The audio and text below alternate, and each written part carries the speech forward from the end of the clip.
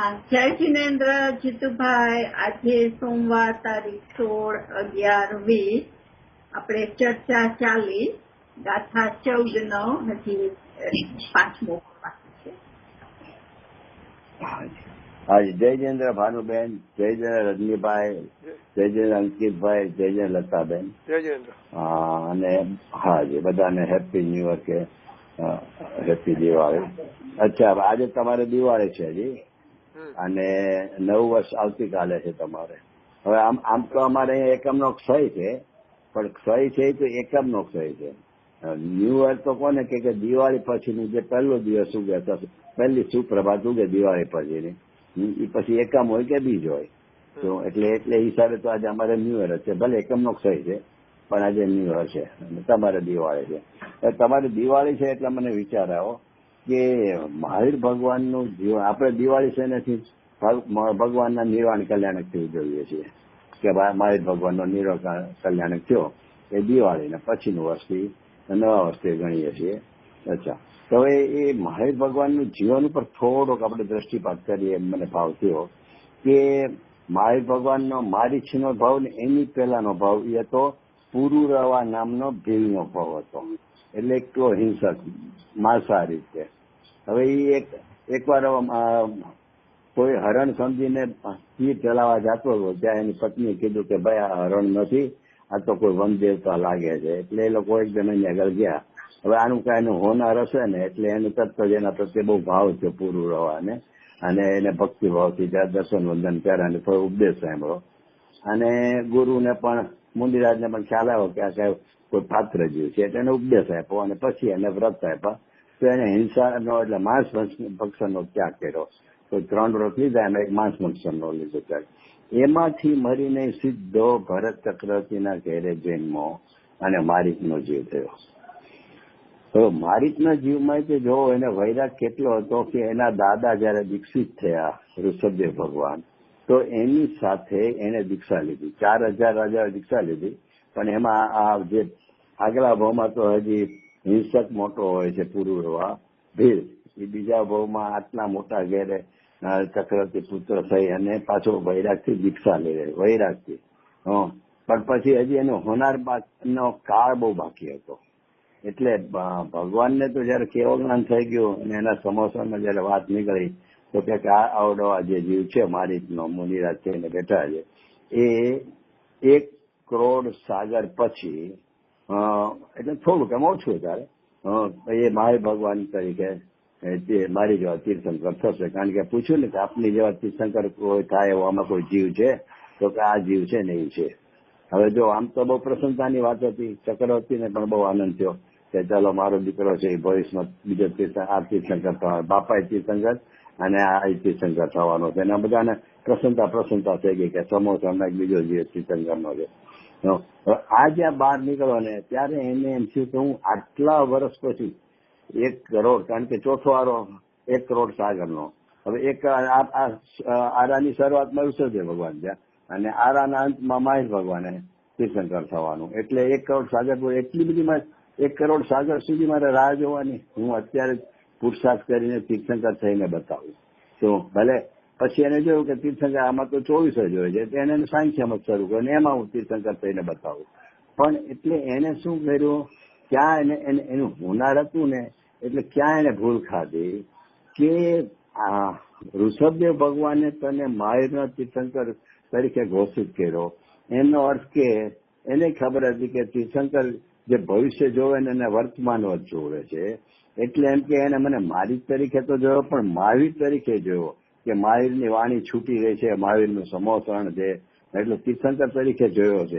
છતાં એ વાત એ ભૂલી ગયો અને એને એમ થયું કે દાદાએ જે મારું ભવિષ્ય રાખ્યું છે ને હું પુરુષાર્થથી એને અત્યારે કરી બતાવું. એટલે એનો શું થયો કે એને પુરુષાર્થ દ્વારા ક્રમબદ્ધને નો ભંગ કરીને, એટલે ક્રમબદ્ધને જીતવાનો પ્રયત્ન કર્યો. અહીંયા ભલે આપણે કહીએ મારી છો ને આન તે ને બધું, પણ એના પેટાળમાં મૂળ શું થયું? પેટાળમાં એ છે કે પુરુષાર્થના બાને એને ક્રમબદ્ધને હટાવવું છે, ક્રમબદ્ધને દૂર કરવું છે. કે ક્રમબદ્ધ કાંઈ નથી, પુરુષાર્થ જેમ કરે ને એવું ક્રમબદ્ધ હોય. એટલે કે હું પુરુષાર્થ કરી અને મારી 1 કરોડ વર્ષને બદલે અત્યારે તીર્થંકર થઈને બતાવું. એટલે એનો કે પુરુષાર્થ દ્વારા ક્રમબદ્ધનો જે હટાવવા માંગે છે અથવા તો એને ક્રમબદ્ધને ફેરવવા માંગે છે, એની દશા મારી જેવી થાય છે. એ અહીંયા આખો એક સિદ્ધાંત નીકળે છે. મેં આ વિષય એટલે લીધો આજે મહાવીર ભગવાનનો, કારણ કે મને એ બહુ વિચાર આવ્યો કે ભાઈ આ મારી કે આ શું કર્યું, તો કે મારીચનો દાખલો તો આપણે એનાથી શીખવાનું એ છે કે હું કરતું કરું પુરુષાર્થથી ધારું એમ કરી દઉં, હું એ જો રાખ્યું ને તો મારી જેવી દશા થશે. એટલે શું કે એ આપણો પુરુષાર્થ અવળો જ હશે અને એનું ફળ પણ અવળું જ આવશે. તું અકર્તા છો, થવા યોગ્ય થશે. એ સિદ્ધાંત રાખીને પછી અને પુરુષાર્થ છે ભાવનાવૃત જે પુરુષાર્થ હોય છે એ તો હોય છે, આપણે આ બધી કરીએ છીએ, હું પુરુષાર્થ જ કરીએ છીએ ને. પણ ક્યાંય આપણને જો અંદરમાં એમ હોય કે હું આ પુરુષાર્થ કરું છું એટલે મને સમ્યક દર્શન આવતા ભાવે થવાનું હોય તો હું આ ભાવે કરી બતાવું, હું અથવા તો વર્ષથી પછી થવાનું હોય તો હું હમણાં કરી બતાવું, આ બધું પુરુષાર્થ દ્વારા. તો એને સમજી લાવું કે આપણે મારીચની લાઈનમાં ચાલવા માંડ્યા છીએ. એ થવાયું કે છે ને. અને કાર્ય સામું જોઈને શું કામ ને ચાલો છો, પ્રશ્ન એ છે. ઓલાને જયારે કીધું કે તું તીર્થંકર થવાનો છો, તો એ તીર્થંકર પણ તો કાર્ય છે, એની સામું શું કામ તું જો છો. દાદાએ દીક્ષા લીધી છે તે દીક્ષા લીધી, તે દીક્ષા લીધી તું પુરુષાર્થ કર ને. શું તે જેના માટે દીક્ષા લીધી છે, શુદ્ધ ઉપયોગમાં રમણતા માટેની અથવા તો સ્વરૂપમાં લીનતા માટેની, તો એની પ્રાપ્તિ કર. એટલે હજી સમ્યક નથી પામ્યું, દ્રવ્યલિંગી સાધુ છે, વૈરાગથી જ દીક્ષા લીધી છે, પણ તું ઈ પુરુષાર્થ કર ને, સમ્યક દર્શન થાય એ બધું કર ને. મુનિપણું લીધું છે તો દ્રવ્યલિંગ માંથી ભાવલિંગ પણ એનો પુરુષાર્થ કર ને. ઓલા કાર્ય સમૂહ જોઈને એ કાર્યમાં કરતું તો શું કામે કરે છે. એમ અહીંયા આપણે સમ્યક દર્શન રૂપી કાર્યની સામું શું કામને જોઈને એને એમાં ફેરફાર કરવાનું. તો ભાવના રૂપ ભલે તેને હોય કે હું સમ્યક દર્શન આ બાબે આ કાળે અત્યારે આટલો સારો યોગ મળ્યો છે, આવો યોગ ફરી ફરી મળવો દુર્લભ છે, જો આટલી દેશના અને આટલું આપણે તત્વની સમજણ પડી, ગુરુદેવ શું કહે છે એ બધું સમજાય છે. એ બધી માટે આપણે અત્યારે પુરુષાર્થ એકદમ ઉપાડીને હું ગમે એમ કરીને જો સમ્યક દર્શન જ કરી લઉં. થાય છે શું ખબર છે, મેં તો જોયા છે એવા અંદરથી આમ ડિપ્રેશન જેવા થઈ જાય છે કે અરે આટલા વખતથી હું આટલો પુરુષાર્થ કરું છું અને હવે તો મારું મરણ નજીક આવી ગયું અને મને સમ્યક દર્શન થયું નહીં. અરે એવા જ મેં મુમુક્ષો જોયા છે. તો એ શું કામ એવું થાય છે કે એને કાર્ય સામું લક્ષ છે. કાર્ય સામું લક્ષ નથી જો રાખવાનું, એ તો પર્યાય દ્રષ્ટિ છે. તું શું કામે કાર્ય સામું પુરુષાર્થના બાને કાર્ય સામે લક્ષ, તારે પુરુષાર્થ અકર્તાપણાનો કરવાનો છે. થવા યોગ્ય થાય છે એ 13મી ગાથાને આગળ કર. એ થવા યોગ્ય પરિણામો, થવા યોગ્ય કાર્ય, એ સંવર નિગ્રહ મોક્ષ પણ થવા યોગ્ય એના સ્વકાળે એના સટકારકથી પરણવાના છે. એને દ્રવ્ય કરતા નથી તો 13મી ગાથામાં સમજાયું છે. એને ભૂતાર્થથી જોવાનું કીધું ને, ત્યાં શું કીધું તો કે સંવર નિગ્રહના જે પરિણામ છે ને એ એના સટકારકથી સ્વતંત્ર પ્રણે એના ક્રમબદ્ધ અનુસાર થવા યોગ્ય એટલે યોગ્યતા અનુસાર થાય છે. અને એનો કરનાર કોણ તો કે કર્મનો ઉદય, તો એ એનો કરનાર છે એટલે નિમિત્ત કરતા છે. પણ એનો કરનાર છે ને ઓલું સ્વતંત્રપણે થાય છે એ ઉપાદાન કરતા છે પર્યાયનો. પણ દ્રવ્ય તો એમાં ક્યાંય આવતું જ નથી. એમ અત્યારે તું આ સમ્યક દર્શન ના બાને પુરુષાર્થને કર્તૃત્વને ઘૂંટતો તો બહુ સાવધાન થઈ જાય છે. મારીને યાદ કરીને કે ભાઈ તારે છે ને કાર્યનો પુરુષાર્થ નથી કાર્યની સામું જોઈને પુરુષાર્થ નથી કરવાનો. પુરુષાર્થ કરવાનો છે સ્વભાવની સામું જોઈને. એટલે કે હું અકર્તા છું, પૂરણ છું. અબધા સ્પર્શના બધા બોલ શું કે છે, 5મો બોલ તો ગજબનો લીધો છે. એ શું કહેવા માંગે છે કે દ્રવ્ય સ્વભાવને જોઈને તું પુરુષાર્થ કર, કાર્યને જોઈને પુરુષાર્થ કરીશ તો મારી જ લાઈનમાં ચાલ્યો જાય. તો એટલે એ વસ્તુ ગુરુદેવ અહીંયા શીખવાડવા માંગે છે. ક્રમબદ્ધ કહીને ગુરુદેવ શું કહેવા માંગે છે કે તું તારે ખાઈ પીને જલસા કરે એમ કહેવા માંગે છે. ક્રમબદ્ધ કહીને ગુરુદેવ એ કહેવા માંગે છે કે તું અકર્તા સ્વરૂપ જ છો. તારે કરવાનો કોઈ બોજો જ નથી. તારા બધા પર્યાયો અનંતકાળના એની યોગ્યતા અનુસાર જે થવા યોગ્ય છે એ બધા નિશ્ચિત જ છે. એનો કાળે નિશ્ચિત છે, એનો ભાવે નિશ્ચિત છે. તો એ જયારે જે થવા યોગ્ય છે એ થઈને રહેશે. તારા કરવા પણ વગર તારે કાંઈ કરવાનું એવો હું અકર્તા જ્ઞાયક અત્યારે છું. બસ આનો નિર્ણય તારે કરવાનો છે, આનો સ્વીકાર તને આવો છે. એટલે કરવાનું શું તો કે હું અકર્તા છું એવો સ્વીકાર કરવો, એટલું જ કરવાનું છે. માથું મારવાની જે પદ્ધતિ ટેવ પડી ગઈ છે ને કે ઘરમાં રિટાયર્ડ થઈ ગયા હોય ને તોય માથું મારે રસોડામાં, તો મોટી ઉંમરના બેન હોય એ રિટાયર થઈ ગયા અને વહુ રાતે હોય કાંઈ ન કરે તો માથું મારે અને લાગે ને એમ કે હું તમને મદદરૂપ થાઉં છું. એની જેવું અહીંયા થાય છે. તો એ કરવાના બાને પણ શું છે માથું શેનું મારે શું? તારા બધા પરિણામો એના સ્વ અવસરે થવા યોગ્ય તારા કર્યા વગર, તારા કરવા પણ આની અપેક્ષા રહે કે વગર એ થયા જ કરવાના છે. તારે કાંઈ કરવા તો શું કરવું મારે? તો કે મારે કાંઈ કરવા પણ નથી, કાંઈ કરવાની જરૂર નથી અને હું કાંઈ કરી શકતો નથી. બસ આટલો નિર્ણય કરવાનો છે. તું આટલો જ ખાલી સ્વીકાર કર, તને ખૂબ આનંદ થશે. એને એ કહે છે કે ભાઈ તું આ મારી રીતના દાખલાથી એટલે મને મારી ઉપરથી બહુ જાય કે અને માની લ્યો કે એના પિતાજી હતા ભરત ચક્રવર્તી, એટલે 6 ખંડનો ધણી. એને સમજાવ્યો હોત કે ભાઈ તું આ શું કરે છો, આ નવો હુકુમત ચાલુ કરી અને ક્યાં રખડીશ તું, એની કરતા સમજી જા. અને સૌધર મહિન્દ્રે પણ એને સમજાવ્યો હોત અને એ બેના સમજાવવાથી માની લ્યો કે આ મારી સમજી જાત. ડાયો છોકરો હોય તો શું ઘરના વડીલો કે તો માની જાય કે ચલો ભાઈ હવે આપણે બાપા કહે છે કે ધંધો કરવાની જરૂર નથી, શું કામે કરે છો, શું કરી સટ્ટા બજારમાં શેર બજારમાં નાખીને ક્યાંક કોઈ તો ઓર હેરાન થાય. એની કરતા આટલા પૈસા પર્યાપ્ત છે, તારી કેટલી પેઢી હાલે એટલા પૈસા છે, હવે શું કામ આ બધું સટ્ટા મને મકાય? તો માની જાય ડાયો દીકરો હોય તો. એમ માની લો કે મારી માની ગયો હોય હું આ લોકોના સમજાવવાથી તો શું ચાલે? તો ફરી મુનિદશા ધારણ કરે અને મુનિદશા ધારણ કરીને પુરુષાર્થ ઉપર ભાવલિંગી સંસાર થાય. તો શું થાય કે ભાવલિંગી થયા પછી જાજો ટાઈમ તો રહી ન શકે, તો સંસારમાં રહી ન શકે, એટલે એ તો મોક્ષે વહી જાય. તો મહાવીર માટે ક્યાં જીવને ગોતો છો? કયો જીવ મહાવીર છાશે હવે આ જો વહી ગયો તો? એટલે એનો કહેવાનો મતલબ છે કે ભાઈ એટલી સમજીને ભરત ચક્રવર્તીએ અને સૌધર મહિન્દ્રે બે સમજી ગયા કે ભગવાને આને જોયો છે મહાવીર ભગવાન તરીકે વર્તમાનમાં પ્રત્યક્ષ, કારણ કે ભવિષ્યને વર્તમાન દેખે છે. તો ઋષભદેવ ભગવાને મારીને મહાવીરની વાણી ખેંચી જોઈ છે, દેશના છૂટથી જોઈ છે. તો હવે હું આને સમજાવીને કરીશ શું? આને શું સમજાવું? આને સમજાવું તો ભગવાને જોયું છે આની વાણી ખેંચી એનું શું થશે? એટલે એ લોકોને એકદમ સમાધાન છે કે ભાઈ એનું હોનાર આ પ્રમાણે જો નહીં કરે તો 1 કરોડ સાગર સુધી એને સંસારમાં રહેવાનું છે. એ રહેશે સી રીતે જો એને સમજાવીને ભાવલિંગ પણ આપણે એને ઉપદેશ આપીને પાછો વાળીએ તો? એટલે એને એટલું સમાધાન વર્તે છે કે ભગવાને જોયું છે ને બસ એટલે એમ જ થવાનું છે. એટલે એને કોઈને સમજાવો નહીં. એટલે વિચાર કરો. અને મારીની દશા આપણને લાગે કે એનો વૈરાગ નહીં કેવો હશે કે એને સાંખ્ય મતમાં ગયો હોય તો 5 ભવ સુધી એને સાંખ્ય મતનું જેને એને બધું કર્યું ને મરીને ક્યાં ઉપજો ખબર છે? દરેક વખતે સ્વર્ગમાં. અને સ્વર્ગમાં કેટલું પહેલા જ મારીચના ભવમાં પહેલી જ વાર સ્વર્ગમાં ઉપજો આ સાંખ્ય મતનું બધું કર્યા પછી. તો 10 સાગરના આયુષ્યથી એટલે 10 સાગરના આયુષ્ય વાળો દેવ એટલે કેટલો મોટો ગુરુદેવને બેસી છે ને 2 સાગર ને 3 સાગર વાળા છે. આ તો એથી ઊંચા સ્વર્ગમાં 10 સાગર સુધીના આયુષ્યમાં ઉપજો. પછી બીજી વાર તો 7 સાગરના 5 સાગરના.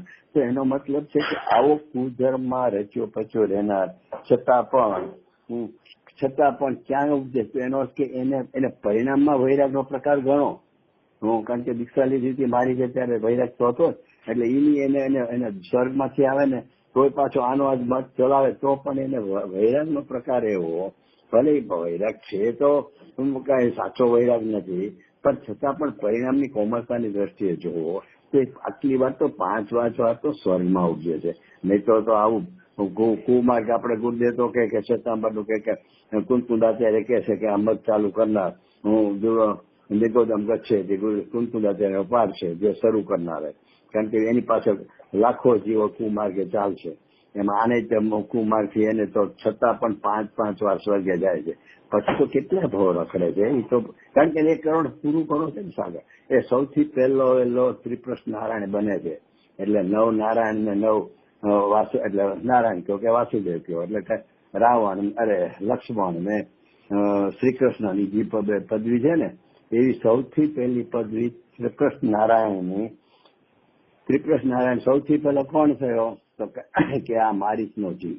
હું એ ત્રિપુર સ્નાન સૌથી પહેલો ગયો. પછી 7મી નરકે ગયો. ત્યાંથી નીકળીને 7મી નરકે નીકળતા વાર લાગે, કેટલી વાર પાછું નરકમાં જાય ને આ તે બધું. પણ પછી અંતે જયારે સિંહ થયો અને સિંહની પર્યામાં પછી એને ઉર્ધ્વતા થઈ. પણ આ તો આ બધા ઉપરથી શું સમજવાનું છે કે મહાવીર ભગવાનનો જીવ, એટલે મહાવીર ભગવાનને આપણે નિર્વાણ કલ્યાણથી અત્યારે ઉજવીએ, પ્રસન્નતા પર એટલે એ ઉત્સાહની દ્રષ્ટિએ બરોબર છે કે એ તો ઉજવવો જ જોવે કે અને ધન્ય છે આ દશા ને એ બધું આપણે યાદ કરવું જોઈએ. પણ એનું આખું જીવન યાદ કરીને એમાંથી તારવણી કરવાની છે કે એક તો મુખ્ય તારવણી તો આ કે મારી તે જે ભૂલ કરી છે એ આપણે ભૂલ નથી, ધારા પ્રમાણે હું કરી શકું છું.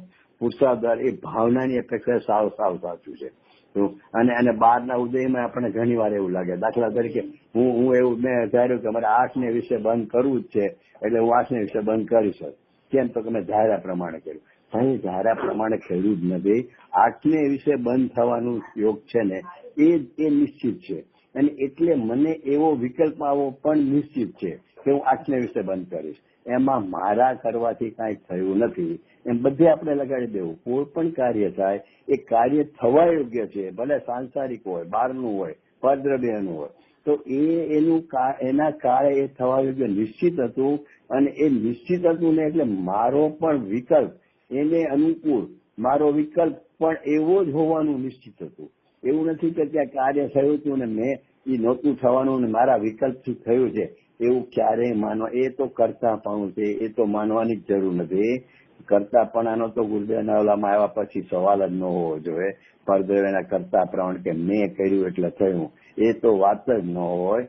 પણ ધારા પ્રમાણે હું કરી શકું છું કે ફેરફાર કરું છું, કારણ કે ચર્ચા બહુ ચાલતી હતી પહેલા કે જે ધારા પ્રમાણે તો ન કરી શકે તો જીવ શું, જીવનું જીવન જ શું, જીવનો અધિકાર જ શું. ધારા પ્રમાણે પોતાની પર્યાય ન કરી શકે, પદ્રવ્યમાં ન કરી શકે, પોતાનામાં ન કરશે. તો કે ભાઈ અકલંક જેવે બહુ જબરજસ્ત સિદ્ધાંત એક જાહેર કર્યો છે, લખ્યો છે શાસ્ત્રમાં. એટલે આમ તો સમજભદ્ર લખ્યો છે, પછી એની પર ટીકા ને બધું અકલંક દેવ ને પછી વિદ્યાનંદ જે બધા એકની ઉપર જ ઘણી બધી ટીકાઓ બધું કર્યું છે. એમાં એક ગાથા લખી છે કે જીવનું જેવું હોનાર હોય એટલે કે ભવિતવ્યતા અનુસાર જ એની બુદ્ધિ થાય છે, અને એની જેવી બુદ્ધિ થાય છે એ અનુસાર જ એનો પુરુષાર્થ હોય છે, અને એ પુરુષાર્થ જેવો હોય છે એમાં એને એવા જ સહયોગીઓ એટલે કે એને નિમિત્તો પણ એવા આવી મળે છે. એટલે શું એને ત્યાં કહેવા માંગે છે કે ભવિતવ્યતા છે ને એ તમારો રિમોટ કંટ્રોલ છે. એટલે કે જેવી તમારી ભવિતવ્યતા હશે ને એવી જ તમારી બુદ્ધિ સૂચશે. તમારે ક્યાંક જવું જ ન જવું, તો કે ઘણી વાર અમારે એ પ્રશ્ન થાય ને કે ક્યાંય પ્રોગ્રામ કરવો, શું કરવું, આમ તે નિર્ણય ન થતો હોય ને તો કે ભાઈ જેમ હોનાર હશે ને એવી બુદ્ધિ થશે. મારા બાપુજી હોસ્પિટલમાં હતા આ દિવસોમાં, તે 1 મહિનો રહ્યા હતા આઈસીયુમાં, બરાબર. અને અમને લોકો જૈન હતા ડોક્ટર, એટલે અમને બધા આખી ફેમિલીને આઈસીયુમાં રહેવા દેતા હતા. અમે સેવા કરતા હતા, નર્સ કરતા વધારે અમારે ઘણા બધા લેડીઝ સેવા કરતા હતા. તો પછી જયારે સારું થયું ને અહીંયા લાવવાનું હતું તો નિર્ણય નહોતો થતો કે આ તારીખે લઈ જાવ કે આ તારીખ 2-3 દિવસ રાહ જોઈ. બાપુજી કે જે હોનાર હશે ને એ પ્રમાણે તમને વિકલ્પ આવશે કે આ તારીખે જવું છે, એટલે એની ખોટી ચિંતા નહીં કરવી, ક્યારે જવું, શું કરવું ને. તો એવું થાય ને કે જે જવાનું હોય ને ત્યારે આપણને જે તારીખ હોય ને એ તારીખ પછી અંતે વિકલ્પ પૂછ્યો કે ના આ તારીખ બરોબર છે, અને એ તારીખે આવ્યો તો આપણે નક્કી કર્યું માટે એ તારીખે બાપુજીને લેવા તો કે ના બિલકુલ નહીં. એમને આવવાની યોગ્યતા આ દિવસની આ તારીખની હતી, એટલે એને અનુકૂળ જ અમને એવો વિકલ્પ આવ્યો. એટલે અહીંયા આચાર્ય એમ કે છે કે જેવી ભવિષ્યતા હોય ને એવી જ તમને બુદ્ધિ સૂજે, અને એવી બુદ્ધિ સૂજે ને એટલે એ પ્રકારનો જ તમને વિકલ્પ ફૂટે, એટલે પુરુષાર્થ ફૂટે. દાખલા અત્યારે આ બધા સ્વાધ્યાય પ્રેમીઓ છે એનું હોનારી ભવિષ્યતા કેવી છે તો કે બહુ ઉજ્જવળ છે, આત્મહિત લક્ષી છે, એનું આત્માનું હિત થવાનું જ છે. એટલે એને બુદ્ધિ શું છે પછી રખડવાની શું છે કે એને એમ થાય કેમ હું નિવૃત્તિથી વધુ સ્વાધ્યાય કરું. કેમ તો કે એનું ભવિષ્ય સારું છે ને, એનું ભવિષ્ય ઉજ્જવળ છે, આત્મહિત વાળું છે, ઉજ્જવળ છે, માટે એને ભવિષ્ય અનુસાર જ એની બુદ્ધિ જ કામ કરશે કે ભાઈ આપણે સ્વાધ્યાય કરવો જોઈએ. આ મનુષ્ય આના માટે નથી મળ્યો. એના મોઢામાંથી જયારે બી નીકળશે, છોકરા વહુને કોઈને બી કહેશે ત્યારે એમ કહેશે કે ભાઈ સૌથી પહેલું પ્રયોજન તમે જે કરો, નાની ઉંમર છે, મોજો કરો, હરો ફરો, પણ સ્વાધ્યાયની મુખ્યતા રાખીને કરજો, ગમે એમ કરીને સ્વાધ્યાયનો ટાઈમ કાઢજો, એવા જ એના મોઢામાંથી નીકળશે. કારણ શું તો કે એનું ભવિતવ્ય સ્વાધ્યાય કરનારા છે ને એનું ભવિષ્ય ઉજળું છે ને, એટલે એની બુદ્ધિ પણ સ્વાધ્યાય કરવાની જ હોય. અને એટલે પછી એનો પુરુષાર્થ એટલે કે એનું કાર્ય તો કે એ સ્વાધ્યાય પરિણામ કરે, એટલે સ્વાધ્યાય કરે, ઓલી બુદ્ધિ થાય એટલે નિર્ણય કરે છે, અને પછી એને પ્રયત્ન કરે છે તેનો કે સ્વાધ્યાયનો, અને એને સહયોગ એવા મળી જાય છે. એ બધામાં લાગુ પડે છે, પોતાના પરિણામથી લઈ અને પરદ્રવ્યના કાર્યો સુધી. પરદ્રવ્યના કાર્યમાં તો આપણે કઈ બહુ લેવા દેવા એટલે નથી કે એ તો આપણને ખબર છે કે પરદ્રવ્યમાં આપણે અખિંચિત છીએ, આપણા અધિકારમાં નથી. જેથી આપણા પરિણામમાં આપણને પ્રોબ્લેમ આવે છે કે પરિણામમાં પણ એમ જ છે, એ પરિણામનું તો જ અકર્તાપણું તને ભાસશે જ્યાં સુધી તને એમ લાગશે કે ના આ તો પરદ્રવ્ય માટે બરોબર છે કે બુદ્ધિ એવી થાય ને હોનાર એ બધું પરદ્રવ્યના કાર્ય માટે. આપણે પોતાના પરિણામ તો પોતે ધારે એમ કરી શકે ને, તો કે ભાઈ ત્યાં ભૂલ થાય છે, એ મારી જેવી દશા થશે. પરિણામમાં પણ જે પરિણામ થવા યોગ્ય હોય છે ને એનું અનુસાર જ બુદ્ધિ કામ ત્યાં તૈયાર થાય છે. એટલે કે વિકલ્પ નિર્ણયમાં તમને એમ જ થાય છે પરિણામને જેવા થવાના હોય ને એ પ્રમાણેના, અને પછી એનું વિકલ્પ. હાજી બોલો. એટલે આપણે આપણા જીવનમાં ભૂતકાળમાં દ્રષ્ટિ નાખીએ તો તરત ખ્યાલ આવી જાય કે આપણે જે ગતિ હતી, ગતિ જેવી મતી થાય નહીં. આપણે ઘણા કામ એવા કર્યા હોય એટલે એ ગતિ જવાની હતી એટલે એવી મતી આપણે સૂજી. મતી એવી ગતિ નથી પણ ગતિ એવી મતી છે. હવે એમાં છે પરમાત્મ પ્રકાશની મારા કામ ગાથા છે.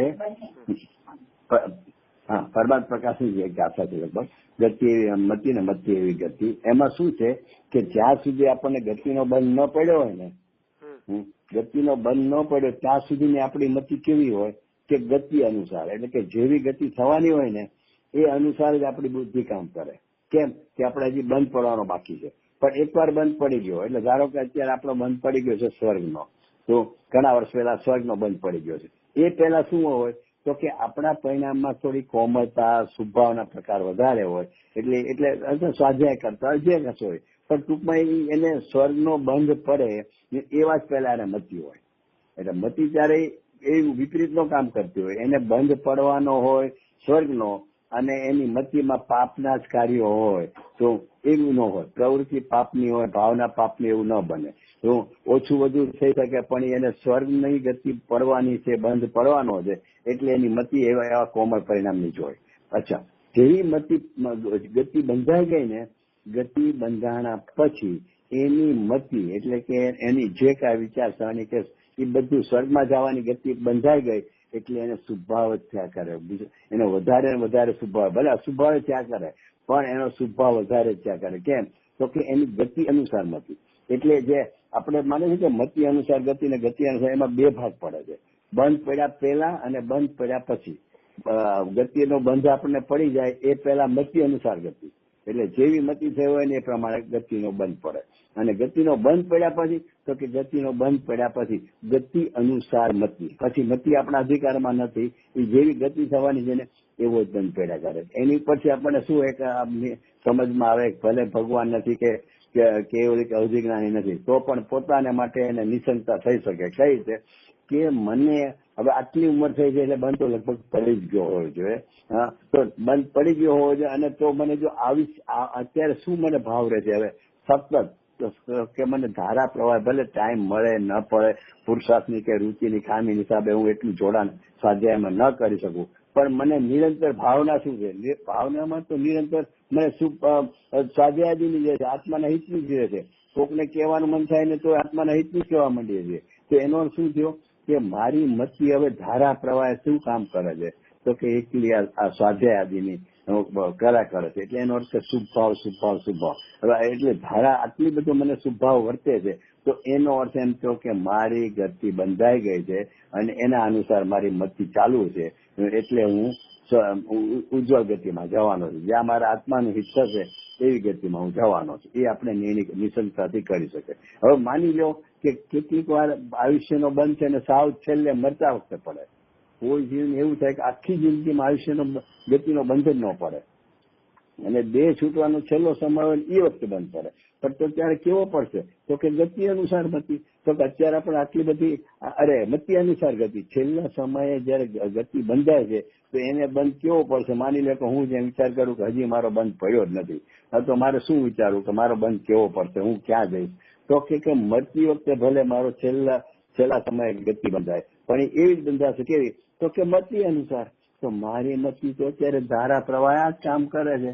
સ્વાધ્યાય સિવાય કઈ સૂચતું નથી. સ્વાધ્યાયની પ્રેરણા પોતાના માટે શું કે બીજાના માટે શું, કોઈ માને ન માને તો આપણે એને તો સ્વાધ્યાયની પ્રેરણા કરીએ છીએ અને પોતે સ્વાધ્યાય કરે છે. રુચિ ને પુરુષાર્થની ખામી હિસાબે ઓછું વધારે સ્વાધ્યાય થતી હોય તો ભલે, પણ ભાવનામાં તો નિરંતર સ્વાધ્યાય કરું કે મારા આત્માનું હિત થાય એમ કરું, એ જ ભાવના વર્તે છે. માટે નિરંતર મારી મતિમાં અત્યારે આ શુભ પરિણતિ છે. હું માટે મારી ગતિ પણ ગતિને શુભ મતિ અનુસાર બંધાવવું પડશે અને મારી મતિ તો અત્યારે શુભ જ ન કરે. એટલે છેલ્લા સમય જો બંધ પડે ને તો પણ મારી ગતિ ઉજ્જવળ જશે એમ આપણે નિશંકતા થઈ શકે. તો એટલે બોલો નિરંતર બરાબર છે. હા, આપણે અલ્ટિમેટલી જોઈએ તો બંને કેસમાં આપણી ગતિ બંધાઈ ગઈ છે કે ન બંધાઈ ગઈ હોય તો આપણી મતિ જો આપણી ગતિ જે બંધાવાની એ પ્રમાણે આપણે મતિ થાય જ ને અત્યારે આપણે ભલે કહીએ કે ગતિ બંધાણી નથી ને આપણી મતિ પ્રમાણે ગતિ થવાની છે, પણ ખરેખર જે ગતિ થવાની એટલે અંતે તો ગતિ પ્રમાણે મતિ બંનેમાં કામ લાગે છે કે બંનેમાં લાગુ પડે છે. એમને એટલે છે ને પણ સામાન્ય ગતિ બંધાય ને ભલે આપણે કહીએ એમ કે ભાઈ એની જેવી ગતિ થવાય ને એવી જેની મતિ હોય ને એમ આપણે કહીએ બધાને, બરોબર છે. એટલે અલ્ટિમેટ તમે આમથી લે, પણ મૂળ વાત શું છે કે ગતિનો બંધ પડે ને એને તો બંધ હવે પછી પડવાનો છે ને. અત્યારે આપણી મતિ ધારા પ્રવાહ છે, હજી ગતિનો બંધ તો પડ્યો નથી. તો ગતિનો બંધ પડવાનો બાકી છે. તો ગતિનો બંધ કેવો પડશે તો કે અત્યારે તારી ધારા પ્રવાહ જેવી મતિ છે ને એ અનુસાર પડશે. ભલે પછી છે તો એમાં કે ગતિ આપણે એમ લઈએ કે ભાઈ સારી ગતિનો બંધ પડવાનો હોય માટે તારે પરિણામ ઉજ્જવળ હશે, એ કહીએ એ બરોબર છે. કારણ કે આમાં બંને એકબીજા પર લાગુ પડે. તમે કીધું ને કે ગતિ અનુસાર મતિ ના નથી, પણ ઓલું બંધ પડવાનું બાકી છે, એનું ફળ બાકી છે. તો બાકી છે એ કેવું હશે તો કે તારી મતિ કેવી છે એ અનુસાર હશે. બંધ પડવાનો બાકી છે ને હિસાબે. બાકી પછી તમે એમ કહો કે ભાઈ આ મતિ ઉજ્જવળ કેમ છે તો કે એની ગતિ ઉજ્જવળ થવાની છે માટે મતિ ઉજ્જવળ છે એમ જોઈએ તો એમાં કઈ ખોટું નથી. પણ આ સિદ્ધાંત પ્રમાણે એવી રીતે લેવાય છે કે પેલા ગતિ અનુસાર મતિ હોય છે અને મતિ અનુસાર ગતિ હોય છે અને ગતિ બંધ પડ્યા પછી ગતિ અનુસાર મતિ હોય છે. સિદ્ધાંત કારણ કે ઓલું પેલા તો હતું નહીં ને એટલા માટે. બરાબર. હા, બંધાયું નથી એટલે એ રીતે લેવાય છે. એટલે આપણે તો અત્યારે એમાંથી હું તમારે શું અમારી મને શું લેવું હતું કે મને એ વિચાર આવ્યો કે મારી ત્યાં આ કહ્યું કેમ આવો ભૂલ કેમ કરે. દાદાની યારે આટલો વૈરાગથી દીક્ષા લેનારો સમોસામાં બેઠેલો તો એને ખબર છે 24 તીર્થંકર જ હોય તો અંદરથી એને એવો ઉછાળો આવ્યો કે હું કેમ વહેલો તીર્થંકર ન થાવ. દાદા જ થઈ શકે તીર્થંકર ને હું ન થઈ શકું? શું કામે ન થઈ શકું? આ વીર્ય વાળા હોય ને આ બધા ચક્રવર્તીના દીકરા છે કે સાધારણ વીર્ય વગરના દીક્ષા લેનારા બધા દિગંબર હત્વની દીક્ષા લેવી અને એ કાળમાં પાલન પૂર્વક. અત્યારની જેવું નથી કે બધી સગવડતા સાથે રાખીને દિગંબર પણ લેવાનું. એ તો મને કહે હું લઈ બતાવું બધી સગવડતા હારે રાખવાની, ખાલી બૈરી છોકરા હારે નહીં રાખવાના, બાકી બધું હારે ગાડી હારે બધું ખાવા પીવાનું એસી માં રહેવાનું, મોબાઈલ વાપરવાના, લેપટોપ બધું જે અત્યારે મુનિ તો બધા લે, હું લઈ શકું તમે કરી શકો. ઈ જમાનામાં મુનિ છે આ ભગવાનના જમાનામાં. એટલે કેટલો વૈરાગ વાળો હશે અને કેટલો ઉગ્ર પુરુષાર્થ વાળો હશે. એટલે પુરુષાર્થ વાળો હતો એટલે એને શું પુરુષાર્થ સીધો અવળો પુરુષાર્થ સીધો. એટલે આમાં એક વાત બહુ સમજવા જેવી છે કે અવળો પુરુષાર્થ કેમ સૂજે છે તો કે જેનું હોનાર અવળું હોય છે ને એનો પુરુષાર્થ અવળો જેને સૂજે છે. કારણ કે એને 1 કરોડ સાગર રખડવાનું હતું.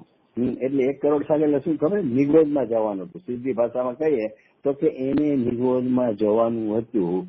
એટલે એને એમ સૂઝ્યું કે હું પુરુષાર્થ કરી બતાવું. એને એમ નતું કીધું હું પાપ કરું ને રખડું સંસારમાં, એવા ભાવ નથી. એને ભાવ તો એ છે કે હું વહેલો તીર્થંકર થાવ, મારે આટલો કાળ સંસારમાં રહેવું નથી, મારે વહેલો તીર્થંકર થઈને બતાવવું છે. એટલે એને પુરુષાર્થ અંદર જોર કામ કરતું હતું ને વીર્ય વાળો હતો એટલે એને અવળો પુરુષાર્થ સૂજ્યો. કારણ કે મતિ કે બુદ્ધિ કેવી હોય છે તો કે હોનાર અનુસાર. એટલે કે એનું હોનાર કેવું હતું કે એને સંસારમાં 1 કરોડ સાગર રખડવાનું હતું ને એટલે એને બુદ્ધિ તો વીર્ય વાળો હતો, પુરુષાર્થ તો જબરદસ્ત એને કરી શકે એવો હતો ને. એટલે એને બુદ્ધિ કઈ થઈ તો કે અવળી થઈ.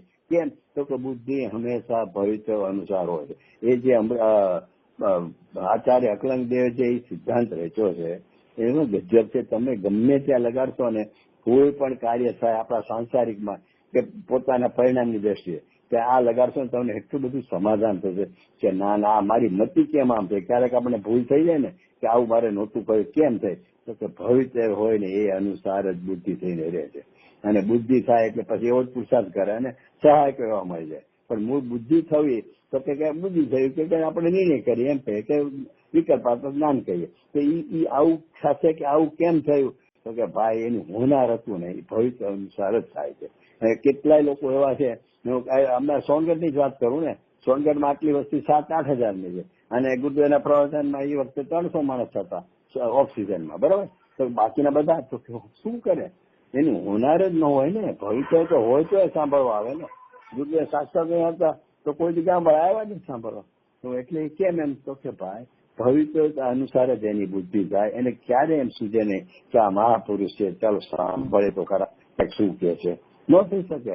એની વાત જાવ, મારા મામા ને બધા સગા મામા કોઈ બી એમ ન થયું કે એના બેન બનેવી 22 વર્ષની બેન હતી, 28 વર્ષના બની હતા અને નિવૃત્તિ લઈને બેસી ગયા. શું કામ ધંધો છોડીને આર્થિક મુશ્કેલી દરકાર કર્યા વગર તો લાવ જરા ડોક્યું તો કરું કે કાનજી મહારાજ શું કે છે હું નહીં. અમારે સ્થાનક પાસે અમારો ધર્મ સાચો. કોઈ બી જિંદગીમાં સામું જ ન જોયું. અહીંયા મળવા આવે તો ત્યાં ન જાય. એ કાનજી સ્વામી અમારે કઈ કામ નથી, જે તમારા હોય એ કેમ એમ. અને અમે કઈ ન સમજાય કેમ એમ, તો કે ભાઈ ભવિષ્ય અનુસાર જ બુદ્ધિ કામ કરે. એટલે આમાં છે ને મારી જ આપણે તો દિવાળી છે ને એટલે મેં એમાં જ લીધું કે આમાં મારીજમાં બે વસ્તુ સમજો કે ભવિષ્ય અનુસાર જ બુદ્ધિ કામ કરે છે. એટલે આપણે માનીએ કે હું પુરુષાર્થ કરીને આમ ફેરફાર કરી નાખું તો કાંઈ કરતા કાંઈ એ આ સિદ્ધાંત ના પાડે છે. અને બીજું પુરુષાર્થ પૂર્વક વહેલું કરવાનું જે કાર્ય મોડું થવાનું છે એ તો સ્વીકાર્યું, કાર્ય થવાનું તો સ્વીકાર્યું, પણ વહેલું કરવું છે તો ભાઈ વહેલું મોડું કરવું છે. એ એવા ભાવના ફળમાં મારી જેમ મારી 1 કરોડ સાગર રખડ્યો અને પછી મોક્ષે ગયો. એટલે પુરુષાર્થ પૂર્વક હું એનું એ છે એટલે આપણે પુરુષાર્થ આમાં શું થાય છે કે આમાં એવું લાગે કે પુરુષાર્થ નો નકાર કરે. એટલે કર્તૃત્વરૂપ પુરુષાર્થ છે ને એનો નકાર છે. ગુરુદેવને બોલશે જીવને છે ને અનાદિના કર્તૃત્વના એટલા સંસ્કાર છે એટલે આમાં આવ્યા પછી પણ પુરુષાર્થને બાને કર્તૃત્વ કરે છે. એટલે શું, તો કે પુરુષાર્થને બાને કર્તૃત્વ એટલે હું ધારા પ્રમાણે સમ્યક દર્શન પ્રાપ્ત કરી લઉં, ધારા પ્રમાણે મારા પરિણામ, કે આપણા પરિણામને પુરુષાર્થથી આપણે ન ફેરી શકીએ તો કોણ ફેરવશે. અને એવું જો માનશો કે આપણા પરિણામે પુરુષાર્થથી આપણે નથી ફેરવી શકતા તો તમે સાવ કા સ્વચ્છંદી થઈ જશો અને કા સાવ નિરુત્સાહી થઈ જશો.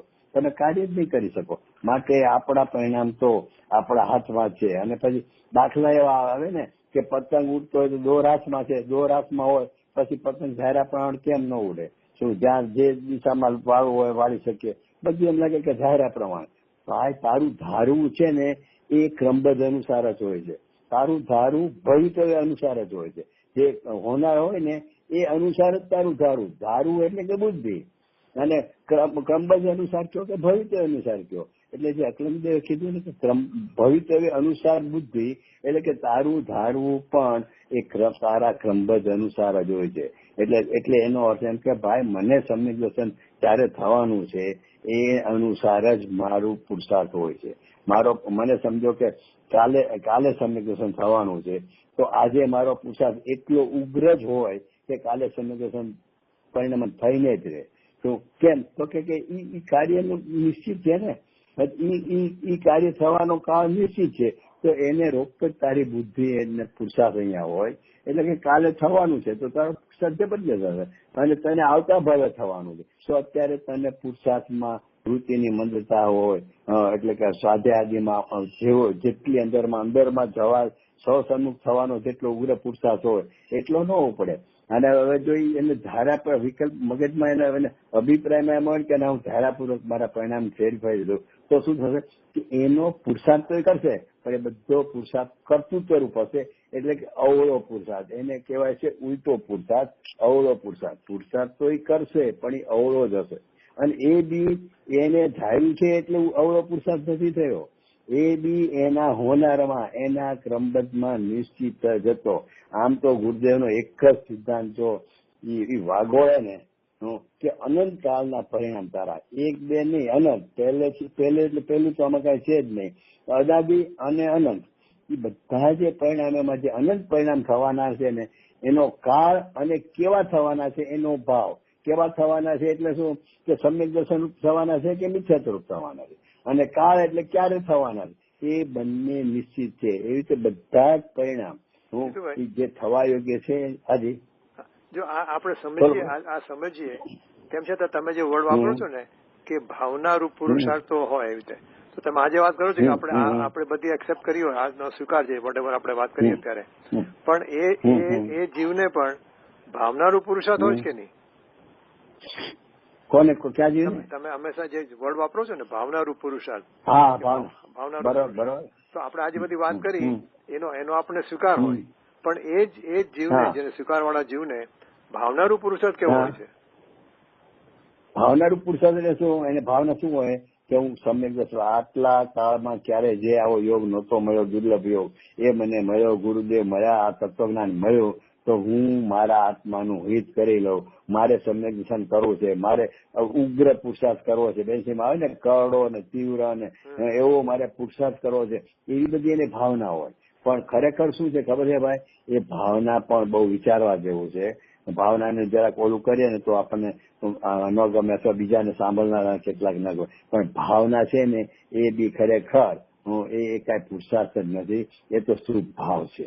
અને શુભ ભાવથી કોઈ ધર્મ થતો નથી, એટલે કે ભાવનાથી કોઈ સમ્યક ધર્મ થતું જ નથી. પણ એ હોય છે ને એટલે એને એમ કહેવાય છે કે ભાવના તો ભાવના રાખજે, ભાવના કરજે, પુરુષાર્થની ભાવના કરજે, સમ્યક દર્શનની ભાવના કરજે. પણ એ ભાવના ખરેખર ભાવના નામ ક્યારે ભાવના સાચી ક્યારે કહેવાય ખબર છે? આ તો બધી વિકલ્પ વાળી કર્તૃત્વની ભાવના છે. ભલે શુભાવ છે પણ કર્તૃત્વ વાળી ભાવના છે. એટલે એનો અર્થ શું થયો કે એ સાચી ભાવના ક્યારે કહેવાય કે જયારે સમ્યક દર્શન પામે ને ત્યારે એની પહેલાની જે ભાવના છે ને એને જ ભાવના નામ મળે છે. કેવી રીતે? તો કે 7મા ગુણસ્થાને જે અંદરમાં લીન થાય છે ને મુનિરાજ, અને પછી જયારે 12માં આવે છે ને ત્યારે જ એને ઓલો નગ્નપણું અને જે 28 ગુણનું પાલન હતું ને ત્યારે જ એને 6ઠું ગુણસ્થાન નામ મળે છે. એ પહેલા પાલતો તો હોય, કારણ કે 4થા 5મા ગુણસ્થાનથી એને વૈરાગથી દીક્ષા લઈ લીધી છે કારણ પહેલા તો દીક્ષિત થવું તો હોય જ છે. દીક્ષિત ન થાય અને 7મું ગુણસ્થાનમાં વયો ગયો હોય, 5મામાંથી ઉગ્ર પુરુષાર્થ કરીને 7મામાં વયો ગયો જીવ, એવો નિયમ જ નથી. એટલે કે એ તો નિયમ ભંગ છે, એવું બને જ નહીં. તો કે 4થા 5મા ગુણસ્થાન વાળાને વૈરાગની ધારા એટલી ઉગ્ર વધે છે એટલે નગ્નપણું અને 28મું ગુણનું પાલનની દીક્ષા તો લઈ જ લે છે. એ દીક્ષા લીધા પછી 7મા ગુણસ્થાનમાં જાય, પણ જયારે દીક્ષા લીધી ત્યારે 6ઠું ગુણસ્થાન નથી કહેવાતું. એ તો દ્રવ્યલિંગપણું છે. 5મા ગુણસ્થાનનું દ્રવ્યલિંગપણું છે. તો સમ્યક દર્શન સહિતનું દ્રવ્યલિંગપણું છે. ઓલો નિત્યાદ્રષ્ટિ દ્રવ્યલિંગ છે, આ સમ્યક દર્શન વાળો દ્રવ્યલિંગ છે. પણ એ દ્રવ્યલિંગપણું છે. અને એ દ્રવ્યલિંગપણું છે તો કે 7મું ગુણસ્થાનમાં અંદરમાં જયારે પુરુષાર્થ વૃદ્ધિ થતા જે નગ્નપણામાં હતી ત્યારે એને 5મામાંથી 7મામાં જાય છે, અને 7મામાં જયારે પાછો આવે ને ત્યારે એને 6ઠું ગુણસ્થાન નામ મળે છે. એટલે કે એ વ્યવહાર ચારિત્ર નામ ક્યારે મળે છે કે જયારે નિશ્ચય ચારિત્ર એટલે કે 7મા ગુણસ્થાનને પહોંચે છે ત્યારે એને વ્યવહાર ચારિત્ર નામ મળે છે. હોય છે તો પેલા, પણ નામ ત્યારે સાચું નામ ત્યારે મળે છે. એમાં ભાવના છે ને એ ખરેખર ભાવનાને સાચી ભાવના ક્યારે કહેવાય છે કે જયારે અહીંયા સમ્યક દર્શન પ્રગટ થાય ને ત્યારે એ સમ્યક દર્શનની જે ભાવના કરતો હતો ને વિકલ્પાત્મક, એને સાચી ભાવના કહેવાય. ત્યાં સુધીની ભાવના તો સાચી ભાવના પણ કહેવાતી નથી. એ ખાલી એક વિકલ્પાત્મક શુભ ભાવ છે. અને એવો ભાવ એને હોય છે. એનું કારણ જેમ ઓલું કે છે ને કે શુભ ભાવ એ ધર્મ નથી, પણ તોય તે અશુભથી બચવા માટે શુભમાં જોડાવાનો આપણને વિકલ્પ રહે છે કે ભાઈ બને એટલા શુભ ઓછા કરો, અશુભથી બચવા માટે. શું એમાં છે ને ભાવના હોય છે. શું એટલે એ ભાવના ન હોય એવું ન બને. પણ ભાવનાને જ અમારું મોટા ભાગે શું છે ખબર છે? ભાવના જીવો ખૂબ દ્રઢ કરતા હોય છે. મેં તો એ જીવો છે ને એની ભાવનાની દ્રઢતામાં એટલી પ્રસન્નતા લાગતી છે, એને થાય છે કે મારે હું બહુ આગળ વધુ છું. અરે એ પુરુષાર્થ જ નથી. ભાવના એ તો બાધક છે. ખરેખર તો એ બાધક છે, કારણ કે વિકલ્પાત્મક દશા છે, શુભભાવ છે. એ તો અંદર સંયુક્તા થવામાં બાધક છે. ભાવના તો તમને અંતર્મુખ થવામાં બાધક છે. હોય છે, હોયા વગર રહેતી નથી. પણ એને તમે જો એને ભલો માનશો ને તો ભાઈ તો બાધક છે, શુભભાવ છે. શુભભાવથી કોઈ અંતર્મુખ થવાતું જ નથી. છતાં જીવને શું થાય છે કે અમુક પ્રકારના જીવો હોય છે કે એને વિશેષ પુરુષાર્થ ન પડતો, એને આ ભક્તિ માર્ગમાં બહુ રસ આવે, આપણે જોઈએ છે ને બીજા ફેરકાઓમાં બધામાં ભક્તિ માર્ગમાં જશે, સ્વભાવની સન્મુખતાનો વિષય એને ન પકડાતો હોય અને ભક્તિ માર્ગમાં ચડી જાય છે. એટલે કહેવાનું કે ભાવના છે ને એ ભાવના ઉપર બહુ વજન દેવા જેવું નથી. અને જે લોકો સ્વાધ્યાય આત્મહિતને માટે કરે છે એમાં એની ભાવના નથી, તો ભાવના વગર જ કરે છે. આપણે તમે બધા કે આપણે બધા અમે બધા અહીંયા જે સ્વાધ્યાય આપણે કરીએ છીએ તે એમાં સમ્યકની ભાવના છે કે નથી? તો પછી ભાવના શું ગૂંચા કરવી? સ્વાધ્યાય ને સ્વલક્ષી પુરુષાર્થ કરવો છે મારે, ઈ ઉપાડો ને એમાં આવી ગઈ સમ્યકની ભાવના. એમાં એટલે ભાવના હોય છે, ભાવનાને બહુ વજન દેવા જેવું નથી. હું આ કરવા જેવું છે કે હું અકર્તા છું એ નિર્ણય થાય છે કે નહીં. એને અકર્તા પણ ભાઈ સ્વીકારવા બહુ આકરું છે. આપણે માનીએ છીએ એટલું સહેલું નથી.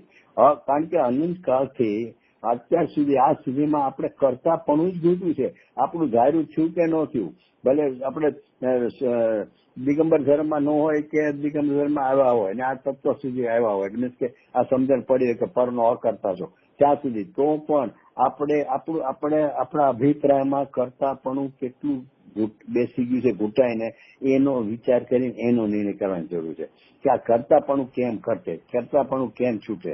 કરતાપણું મન થવું કે મિથ્યાત્વ મન થવું એક જ વાત છે. એટલે ક્રમબદ્ધના સિદ્ધાંતને ગુરુદેવ આટલું બધું વજન કેમ આપતા હતા? તો એ અમારે હમણાં કોઈ વાર ચર્ચા થઈ હતી કે ગુરુદેવ ક્રમબદ્ધ ઉપર આટલું બધું વજન આપવાનું કારણ શું? તો કે ક્રમબદ્ધ એક જ વસ્તુ એવી છે કે મૂળ આપણે અકર્તા થવું છે, જ્ઞાતા થવું છે. જ્ઞાયક છે હું, જ્ઞાયકમાં અહમપણું કરીને જ્ઞાતાપણું પ્રગટ કરવું છે.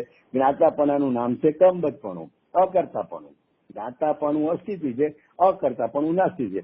એ અકર્તાપણું ભાષે આપણને કઈ રીતે? તો કે છે ને પ્રેક્ટિકલી જોશું ને તો અકર્તાપણાના ભાવ વચન માટે જે ક્રમબદ્ધની થિયરી ગુરુદેવ જે બહાર પાડી છે ને મહાસિદ્ધાંત, તો ત્યાં આચાર્ય જે તો એ ખાલી જરાક વાત મૂકી છે કે ક્રમબદ્ધપણે પરિણમતા જીવના પરિણામનો કરતા જીવ જ છે 308 થી 11 ગાથામાં. એમને તો એક સમુચય વાત મૂકી છે કે એમાં વિશેષ વાત એમને ત્યાં ક્રમબદ્ધ વાળો મહાસિદ્ધાંત નથી પ્રગટ કરવો. એ તો ગુરુદેવ એમાંથી મહાસિદ્ધાંત કરી નાખો ક્રમબદ્ધ વાળા શબ્દમાંથી. તો એ કેમ ગુરુદેવ આટલું બધું હાઇલાઇટ કર્યું? અને ગુરુદેવ કોઈ દિવસ પોતાની જીભે એમ નથી બોલ્યા કે આ અમે કીધેલું છે. બધું હોય તો અમે તો આડતિયા છીએ અને કુલકુંડાચાર્ય એમનો માલ છે ને ભગવાનનો માલ છે ને અમે તો એના ઓલા છીએ જ્યાં એજન્ટ આપણે કહીએ, એવું ગુરુદેવ કહેતા. જયારે ક્રમબદ્ધમાં છાતી ઉપર ક્રમબદ્ધમાં તો છાતી ઉપર આંગળી કરીને અહીંથી આવેલી વાત છે, એટલે કે અમે કીધેલી વાત છે. અને અમારા મંથનનો, અમારું જે તત્વ મંથન છે ને શાસ્ત્ર મંથનનો, એમાં ઓલા શિવજી કહેવાય છે ને શિવ હું નામ લોકોના સમુદ્ર મંથન કરીને એમાંથી કાઢ્યું એમ કે આ સમુદ્ર મંથન એમાં અમારો શાસ્ત્ર મંથન નો આ સાર છે ક્રમબદ્ધ. એટલું બધું શું કામ ગુરુદેવ કહેતા હતા? તો કે ક્રમબદ્ધમાં છે ને મૂંઝાવું નહીં, ક્રમબદ્ધમાં કોઈ બી પૂરતા રૂપતો નથી. ગુરુદેવ અમે નાના હતા ત્યારે પૂછતા હતા, અમે ભણતા ત્યારે કે ભાઈ ક્રમબદ્ધ નો સ્વીકાર કરશે તો પુરુષાર્થ ઉડી જશે, કઈ કરવા પણ જ નહીં રહે. તો કે સાહેબ ક્રમબદ્ધ નો સ્વીકાર જ પુરુષાર્થ છે. એટલે ગુરુદેવ વાહ આપડે વાહ આવડા નાના છોકરા આટલું તો બોલતા તો આવડે છે. એટલે કહેવાનો મતલબ છે ક્રમબદ્ધ નો સ્વીકારમાં જ પુરુષાર્થ સમાયેલો છે, પુરુષાર્થ કોઈ જુદો નથી. જેમ આવલું કીધું ને ભૂતાર્થ નહીં, નવ તત્વોમાંથી ભૂતાર્થ નહીં જીવને ગોત્યો ને એ કે બહાર નહોતો, નવ તત્વની બહાર નહોતો. એમ અહીંયા પુરુષાર્થ છે ને કે બહાર નથી, ક્રમબદ્ધમાં જ છુપાયેલો છે. કઈ રીતે?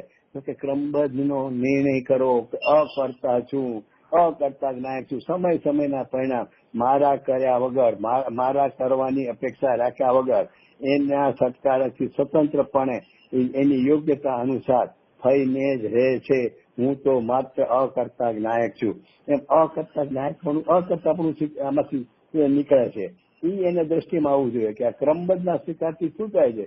તો કે અકર્તાપણું એમાંથી નીકળે છે. એટલે કહેવાનો મતલબ છે કે ગુરુદેવે જે આ ક્રમબદ્ધનો જે સિદ્ધાંત રજૂ કર્યો છે ને એમાં બહુ અંદર ઉતરવા જેવું છે. કારણ કે એમાંથી એકલું એને અકર્તાપણું ભાસ છે. એને એમ નહીં થાય કે હું સ્વાધ્યાય છોડી દઉં. ઘણાને એમ થાય કે આપણે ક્રમબદ્ધ કરશું તો પછી શું આ બધું છોડી દેશું. કેમ? તો કે મારા ક્રમબદ્ધમાં જયારે હશે ત્યારે થશે.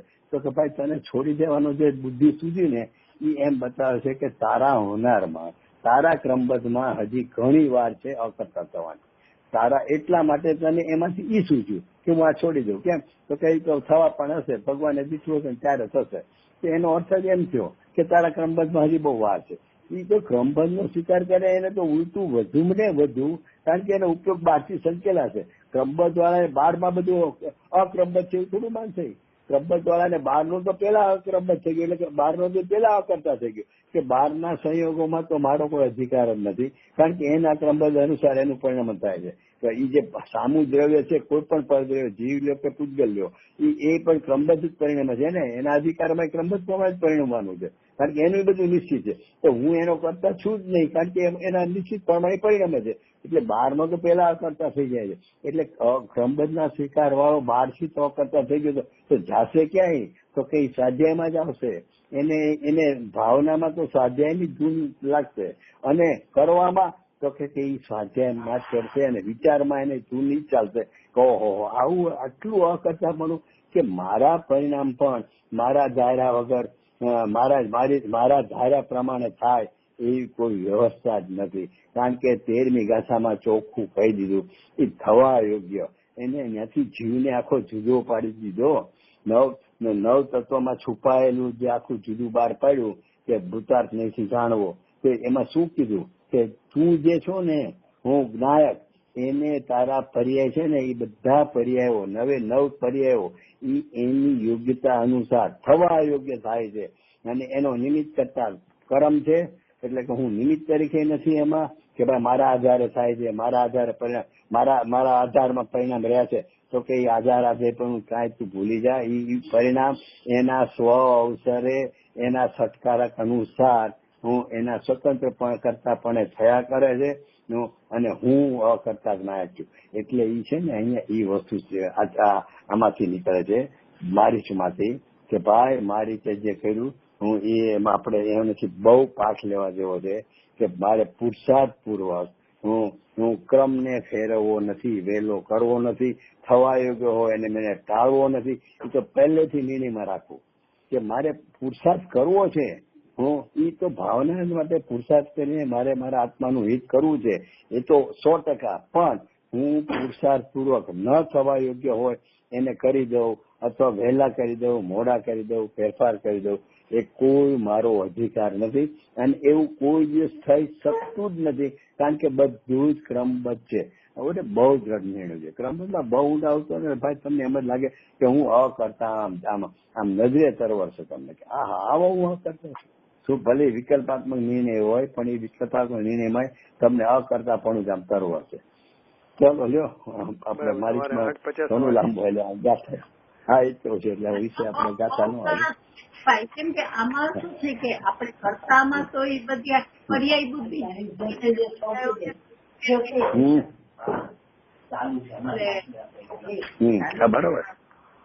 બરોબર છે. એ કર્તાપણું એટલું બધું ઘૂસાય છે કે કર્તાપણું એને આપણે શું છે કે ધર્મના નામે, એટલે કે આત્માના હિત કરવાના નામે પણ કર્તાપણું ઘૂસતા હોય છે. એટલે એ છે ને, એ બહુ સાવધાન રાખવા જોઈએ કે તેને અકર્તાપણાનો સિદ્ધાંત તો નજરે, કારણ કે હું મૂળ વાત એને એ સાચી છે કે હું કોણ છું, તો હું અકર્તા છું. બસ હું નાયક છે તો આપણે રોજ બોલીએ છીએ ને, તો નાયક નું બીજી શૈલી છે, એટલે અસ્થિથી ને નાસ્તિથી, તો હું અકર્તા છું. બસ અકર્તા છું તો કયા પરિણામમાં હું ફેરફાર કરી દઉં. એટલે એનો અર્થ છે કે હું સમ્યક દર્શન કરું, હું એ પણ કર્તાપણું છે. હું એટલે ક્યાંય કરું, જીવ છે ને પુરુષાર્થને બાને પણ કરું કર્યા કરે છે.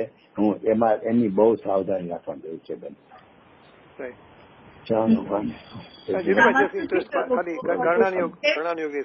તમે જે 1 કરોડ સાગર કીધું ને, એ 1 કરોડ સાગર છે કે એ કરોડા સાગર છે? 10 કરોડા કરોડ કહેવાય. 10 કરોડા કરોડ કહેવાય, એટલે 1 કરોડા કરોડ કહેવાય. મેં 1 કરોડ કીધું, 1 કરોડા કરોડી થાય. 1 કરોડા કરોડી, 1 કરોડ ગુણ્યા કરોડ થાય, 1 કરોડ ગુણ્યા કરોડ થાય. મેં જે મારો જે પહેલો લેખ લખ્યો છે ને અકર્તાપણો, એમાં ગુરુદેવ વિશે લખ્યું છે કે ગુરુદેવ એમાં મેં લખ્યું છે કે 1 કરોડા કરોડી એટલે કરોડ ગુણ્યા કરોડ, એટલા સાગરમાં 24 તીર્થંકર થાય છે. એટલે 2 તીર્થંકર વચ્ચે કેટલો કાળ રહ્યો, ત્યારે ગુરુદેવ તો 24 સાગર પછી તીર્થંકર થવાના, એટલે સાવ આમ નજર સામે જ થઈ ગયા. ઓલા 1 કરોડ ગુણ્યા કરોડ ભાગ્યા 24, એટલે તો એ તો કેટલા 4,18,000 કરોડ સાગર એવું થાય છે. એટલે 4 લાખ કરોડ સાગર ત્યારે એક બીજા તીર્થંકર મળે છે એવરેજ પછી ભલે કોકમાં જલ્દી મળે, કોકમાં વહેલા મળે, પણ એવરેજ 24 ભાગીએ ને, જો 1 કરોડ ત્યાં 1 કરોડ ગુના કરોડ જ લખ્યું છે, એટલે 1 કરોડ કરોડ. પણ પછી મેં કીધું 1 કરોડ કહી દઈએ, અહીંયા હાલશે, કારણ કે બહુ મોટું થઈ જાય છે. મેં કીધું મને 1 કરોડ કેતા સાજુ તું પેલા નહોતો બોલવાનો. મેં કીધું કરોડ નથી કેવું, ઘણો કાળ છે એમ જ બોલવાનો હતો. મેં કીધું ઘણા કાળ પછી થવાનો, ઘણા કાળ પછી એમ કહેવાનો હતો. પછી મેં ચાલો કરોડ તો કહી દો. બહુ મોટો કાળ છે ભાઈ. હશે પેલા તીર્થંકર ને છેલ્લા તીર્થંકર વચ્ચે 1 કરોડા કરોડી સાગર કોને કે એ આપણી કલ્પનામાં છે. આ કાળનું ચક્ર છે ને એ વિચારીને તો એ કલ્પનામાં એટલું મોટું આમ અધધ થઈ જાય આપણને, એટલું મોટું છે. એટલે આપણે આ દુર્લભતા શું કામે કહેવાય છે કે આવા મોટા મોટા કાળ છે એમાં માંડ આ યોગ મળ્યો છે, તો ફરી ક્યારે યોગ મળશે? કારણ કે તીર્થંકર એક તીર્થંકર ને બીજા તીર્થંકર આટલા વર્ષો જાય છે, 4,16,000 કરોડ વર્ષ એવરેજ ની હિસાબે. હું ત્યારે એક તીર્થંકર થઈ ગયો. તો મનુષ્ય કેટલો દુર્લભ છે એની પરથી વિચાર કરીએ તો એને એમાં આટલો ઉત્કર્ષ મળે. અને બીજું અહીંથી મરીને જાશું પછી ક્યારે ક્યાં ધર્મ પામશું, કયો યોગ મળશે? ઠીક છે, આપણને તો એમાં નિશંકતા એટલા માટે હોય કે ધર્મના જ ઓલામાં મરીએ છીએ, ધર્મનું સાધન કરતા કરતા આ બધા આપણે જે પ્રયત્ન કરીએ છીએ સ્વાધ્યાય, એટલે એના યોગમાં શું મળે ખબર? ગતિ ભલે ગમે એ મળે, ગમે એ મીન્સ કે કોઈને મનુષ્ય ગતિ યોગ પરિણામ હોય, અંદરમાં એવા પરિણામ હોય તો મનુષ્યમાં જાય ને કોઈ સ્વર્ગમાં જાય. પણ એ ગમે ત્યાં જાય ને ત્યાં એને ધર્મનો યોગ મળે એ નિયમ છે. કારણ કે અહીંયા ધર્મના યોગમાં મર્યો છે ને, અને એની જે ભાવના અને એનો પ્રયત્ન પુરુષાર્થ એ ધર્મનો છે. તો ધર્મના યોગમાં જે મળે છે ને, એટલે આપણે એ ચિંતા કરવા જેવી નથી કે અહીંથી ગયા પછી શું. કારણ કે જ્યાં બી હશું, સ્વર્ગ કે મનુષ્ય, ત્યાં પણ આપણને ધર્મનો યોગ હશે. અને કોક વધારે આપણામાંથી વધારે યોગ્યતા વાળો હશે ને તો એને ધર્મના યોગમાં મરીને મનુષ્ય થશે, અને મનુષ્યમાં ત્યાં ધર્મનો યોગ પામી ત્યાંથી મોક્ષ જતો રહેશે. એટલે કે મનુષ્ય થાય તો કઈ વાંધો નથી, એ લાભનું જ કારણ છે. અને સ્વર્ગમાં જાય તોય તો ત્યાં તો પછી ધર્મનો યોગ છે જ, બધા તીર્થંકરોના સમોસાના આગળ જવું આ તે બધું. એટલે તો આ તો દુર્લભતા ઘણી છે મનુષ્યની. કરવા જેવું આ એક જ છે, એ તો એના અંદરથી દ્રઢતા થઈ જવી જોઈએ, નહીં તો એને ક્યાં પડે પછી આ મળશે. બહુ સમજ. એટલે ગુરુદેવ જે દરેક પ્રવચનમાં ગુરુદેવને આ એક કરુણા યાદ કરતી હતી તો અરે રે એમ કે આ દુર્લભ મનુષ્ય બહુ જોઈએ. ચાલો બુધવારે અને શુક્રવારે થોડું મોડું છે, કદાચ 3-4 મિનિટ.